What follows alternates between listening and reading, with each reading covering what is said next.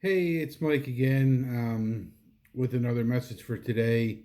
I know I skipped yesterday. I just had a really super busy day yesterday, productive day yesterday in real estate. So um, just nonstop from beginning to the end of the day, all day, and ended with Bible study last night.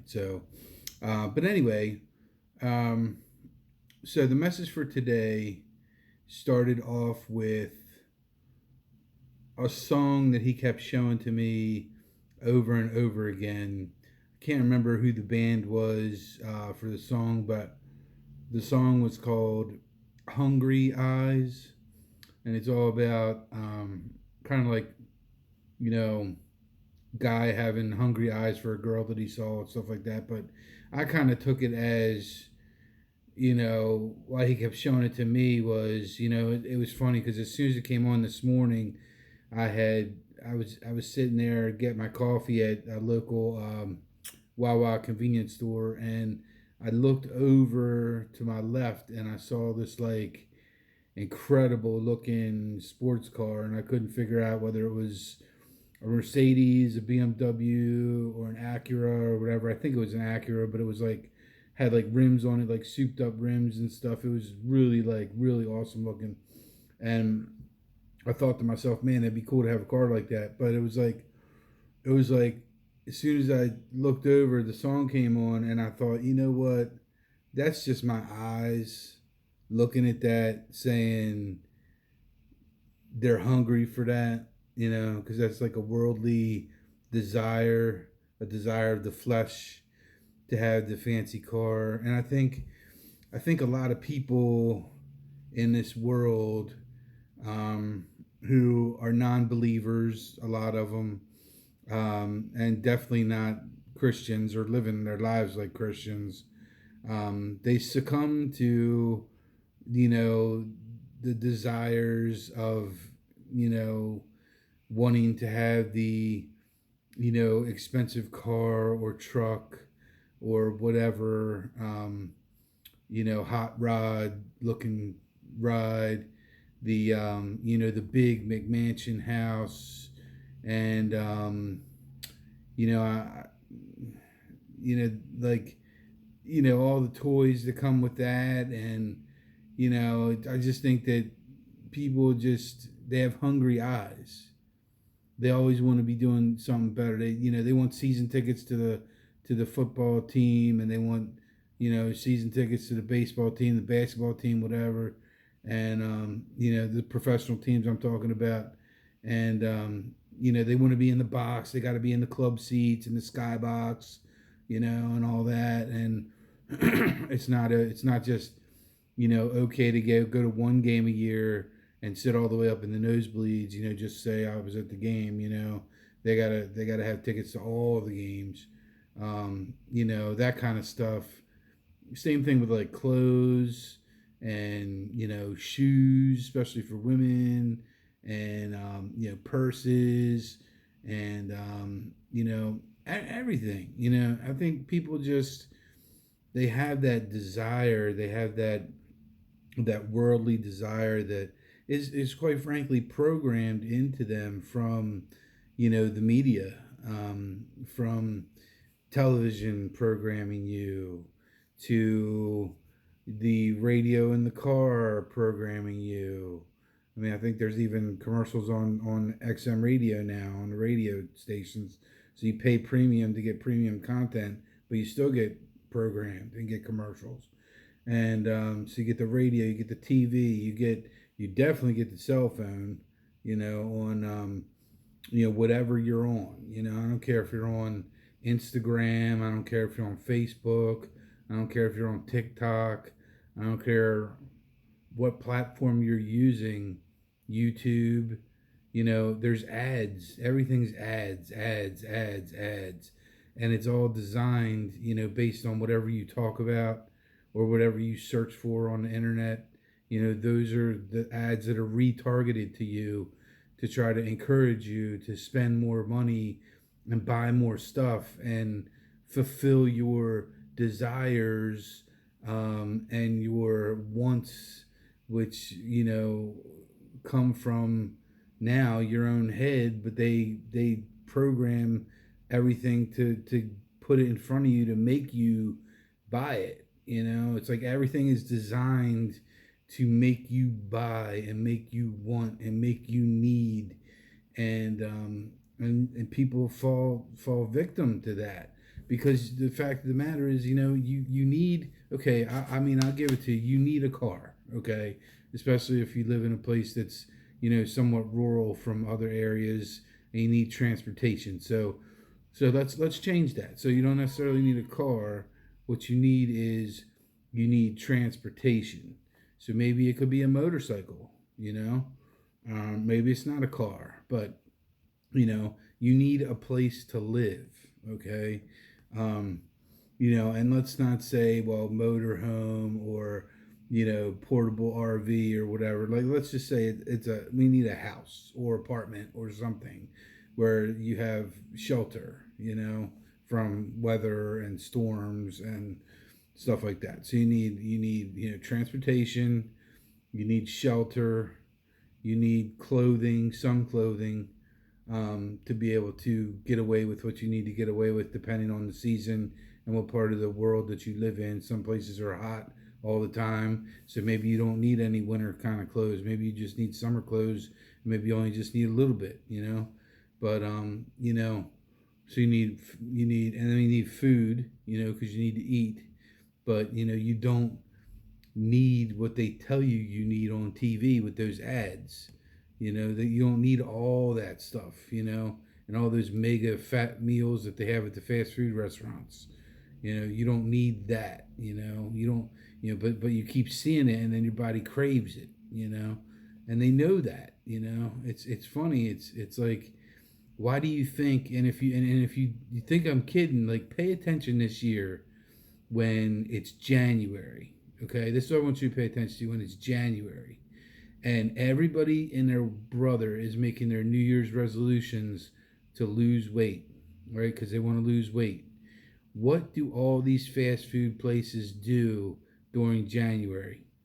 They run the biggest sales of the year to try to keep you coming back for more. This is where you see the 2 for 3 deal, and you can't believe what you're seeing, because they're trying to derail you from your weight loss goals and keep you coming back to the restaurant, so they keep you programmed with that food. you know so it's another form of programming and manipulation that goes on. But my point is there are bare minimums in life that you need, and then there are what most people have, and then there are what everybody wants, or I don't say everybody, but the majority of people want. So it's like they're never happy here because they always want more, and that's that hungry eyes, that's that desire, that's that, and in terms of relationships, maybe you're not happy with your spouse, so you want something better, you want more, so you start lusting after other women or men or whatever, and it turns into having the hungry eyes there too, and wanting more, wanting something better, wanting some. But what happens is, when you get it, when you get to something better, eventually, may not be the first day you get it, but eventually, the feeling that you had from day one, kind of dissipates and goes away, and you're not as happy as you were when you first got it, And it's funny because drug use works the same way. You talk to anybody who uses any kind of hard drugs, they didn't just start smoking crack, or they didn't just start snorting coke, or, doing fentanyl, or doing whatever it is, the new stuff that's out there that I don't even know about. They didn't start there, They started with, drinking. They started with alcohol. They started with marijuana. They started with cigarettes. They started with, other types of drugs and substances before they got progressively worse. But they'll tell you that what happens is they're chasing that high, from the first time they did it. So the first time you do cocaine, you feel like Godzilla, you know? And the second time you do it, Godzilla's up here. But the second time you do it, you're like right here. So what do? You do more cocaine to try to find where Godzilla was, and then more cocaine and more cocaine and more cocaine, and then you get addicted to it, and then you start doing it more and more and more. And what happens is, you start getting high, and you have a little bit of high here.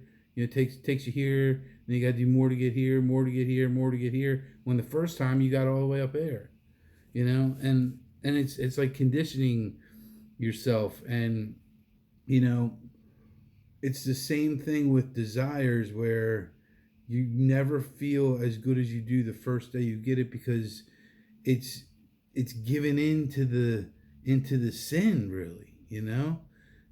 Jesus lived on the bare minimum. He lived on the bare minimum for food, clothing, and shelter, and he did just fine. And he didn't have a lot of these other added stresses that a lot of people have in today's life, because of all the stuff that they have, because of their hungry eyes. So I started to look for in the Bible a verse that dealt with desires, and I found one under 1 John chapter 2.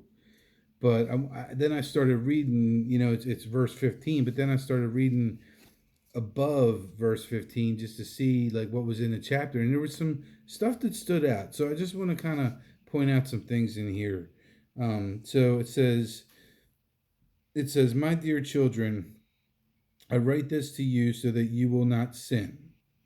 But if anybody does sin, we have an advocate with the Father, Jesus Christ, the righteous one. He is the atoning sacrifice for our sins, and not only for ours, but also for the sins of the whole world." Then it says, we know that we have come to know him if we keep his commands. Whoever says, "I know him," but does not do what he commands is a liar, and the truth is not in that person. But if anyone obeys his word, love for God is truly made complete in them. This is how we know we are in him. Whoever claims to live in him must live as Jesus did. This is what I talk about all the time, is live your life like Jesus did. Live your life on the minimum. Live your life, on giving back to people instead of taking. Be a giver instead of a taker. Help your fellow man. When they're struggling, especially if they're at their lowest point. You see a homeless person, don't laugh at them. Help them. Talk to them. They're people just like you and me. And so that was telling there. Whoever claims to live in him must live as Jesus did. And then it says, "Dear friends, I am not writing you a new command, but an old one, which you have had since the beginning. This old command is the message you have heard. Yet I am writing you a new command. Its truth is seen in him and in you, because the darkness is passing and the true light is already shining." And it goes on and says, "Anyone who claims to be in the light but hates a brother or a sister is still in the darkness." So you can't be in the light if you still have hatred for other people in your lives, or even if they're not in your lives, hatred for anybody. "Anyone who loves their brother and sister lives in the light, and there is nothing in them to make them stumble. So love thy neighbor. This is where that comes from. It ties back into this. Love everybody, even your enemies. But anyone who hates a brother or sister is in the darkness and walks around in the darkness. They do not know where they are going because the darkness has blinded them. Then it goes over, I'm going to skip this next part, verses 12 through 14. And then it comes to where I was talking about with the desires of the world and having hungry eyes and wanting more stuff and things and materialism and, you know, just better, wanting better and better stuff and more stuff. And it says in verse 15, do not love the world or anything in the world. Do not love the world or anything in the world. So nothing. Do not love anything in the world. If anyone loves the world, love for the Father is not in them.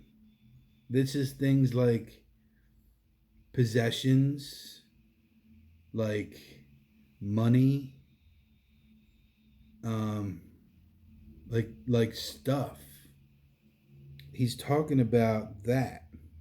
He's talking about, you know, anyone loves the world, which is any of that stuff, the world, anything that's in the world.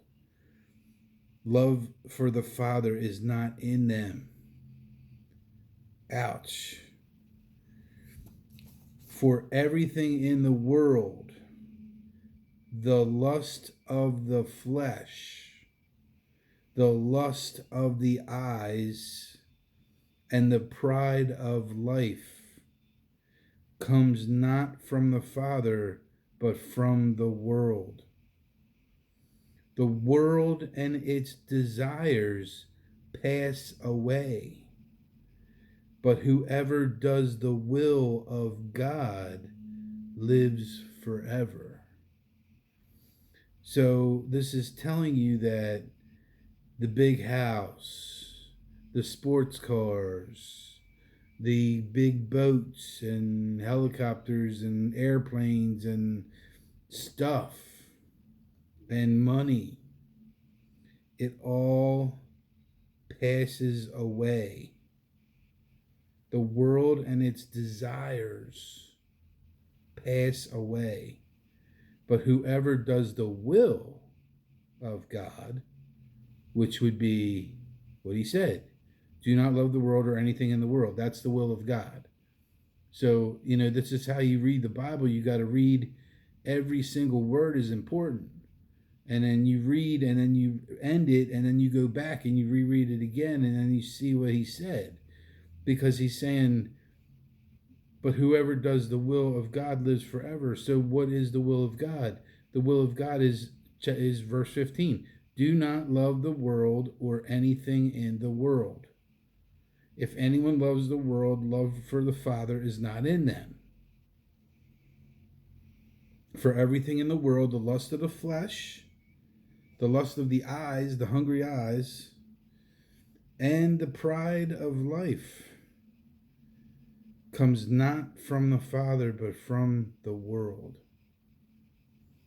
It's important, you know, to live your life in the Spirit, not in the world. Because when you live in the world, that's where temptation comes in and you start to fall in love with your stuff and worship your stuff and your things in your life. And that's not what it's about. It's about living your life for God to help other people with whatever they need, however they need it. You know, let me see what this I'm going to skip the rest of it. There's more about warnings against denying the Son, and then God's children in sin.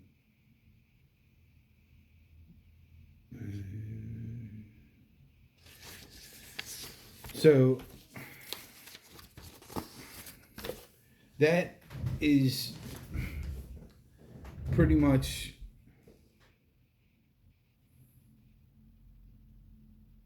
what I want to say about today, and that is that living in the Spirit is more important than anything. Living in the Spirit is more important than anything. So, thank you for taking the time to watch this video. If you have any comments about the video or anything I said in the video, feel free to leave comments. I always leave it open for people to leave comments. And you can always, if you like it, give it a thumbs up. I appreciate that because it ranks the videos higher, and I think shows them off to more people, and more people get exposed to seeing them, which brings more people back to the podcast, which is really what my whole goal of this podcast is, and what all Christian believers and followers should be doing is they should be trying to get, be evangelizing and be spreading the gospel, just like Jesus did. Again, it's living your life like Jesus, spread the gospel, spread the word, let people hear it. One way I do that is now I do it on my Facebook post in the morning. I put one line of scripture in the Facebook post in the morning with the positive affirmation meme or whatever, and people, it forces them to read the Bible. And it's funny because a lot of them don't even know they're reading the Bible, but they are. And what's funny is I've noticed that the likes for that have gone way up compared to what I used to get when I just used to post a picture without the Bible verse. Now I'm getting a lot more likes with the Bible verse, and people are really digging it. So, I think it's helping. That alone, that little thing there, that's spreading the word too. So that's spreading the word. This podcast is spreading the word. So if you like it, share it. Tell other people about the podcast. Tell other people about, I found this crazy guy on the internet, and all he does is talk about Jesus and God and stuff. And, have him come and check us out, because this is the truth. I try to speak 100% truth. Sometimes, I get messed up with the terminology or something, or I might say the wrong thing. And that's why, your comments are appreciated and welcomed, because if I did say something or I misspoke about something, let me know, let me know. I try to be as thorough as I can. But I try to be as honest as I can too. And sometimes I might say the wrong thing if I'm not 100% sure on something. So I'm just, letting you know that here. And it's okay. It's okay. That's why I got people leave me comments and tell me, you can't say that. You can't say this. And I go, okay, well, I won't say it next time. So, but, I don't edit my videos. I've had people ask me that, is there a special editing software that you use on YouTube or, the other third-party applications? And no, I don't edit anything. I just kind of start it and go and just keep it going. I do have some people that hopefully will be doing some testimonials soon, that have kind of reached out and said they definitely want to do them soon. So hopefully I'll have some more good believers and some good stories coming on here.